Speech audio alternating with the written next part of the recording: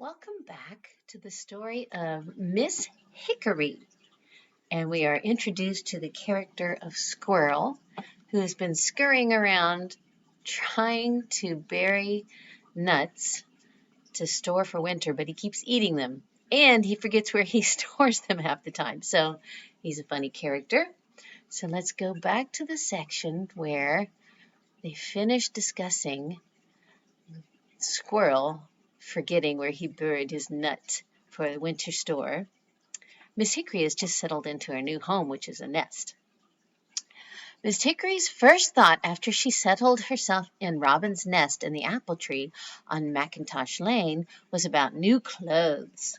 In spite of her stiff twig body and nut head, Miss Hickory was intensely feminine. Also, she knew that a blue and white checked gingham dress and a white cap with ruffles and ties were not suitable for winter wear. She had made other discoveries, too, since moving. She had found out that she was not nearly so dependent upon store goods as when she had been living in her corncob house under the lilac bush. She had filled nooks of her nest with wild rose hips, partridge berries, and checkerberries. She had rearranged Robin's carelessly built walls so that she could hang things on the sticks, and she had taught herself how to stitch and tailor with pine needles. Aw. The woods were full of lovely stuffs for her sewing, velvety leaves and not yet dried and colored rose, gold, scarlet, and russet. Soft, beautiful mosses of many different kinds, furry ones that grew close to the ground, trailing ones, upstanding feathery ones like plumes, and each moss was green and everlasting. The tiny brown cones of the large trees made excellent buttons. The soft lining of the fern fronds made Miss Hickory's winter underwear. She spent many happy hours alone and busy in the woods, selecting materials and sitting on a toadstool sewing. The winter wardrobe she designed and fitted to herself was a model of style and utility. Since she had become so like the woods in her dress and habits, she was almost invisible as she took her way among the evergreens and the falling leaves.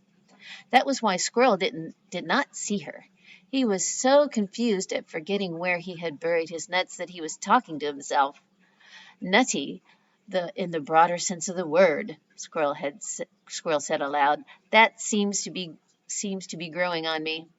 So I have noticed. The squirrel jumped. The voice was sharp and elderly, but when he found courage to follow the voice, he had come to a small person sitting on a toadstool, her feet in the bark shoes swinging and her dress gay enough for going to a party. She looked blithe and young, due to her costume. But Miss Hickory's sharp nose was even sharper, and her black eyes were piercing. She wore a dress of layer upon layer of golden beech leaves. Her coat was made of short, low-growing moss, thick and warm, with tiny larch cones for buttons and a border of creeping pine. Her close-fitting hat was little more than a cap, but smart. It matched her coat, being made of green moss, and it had a bunch of red alderberries and one moss plume for trimming.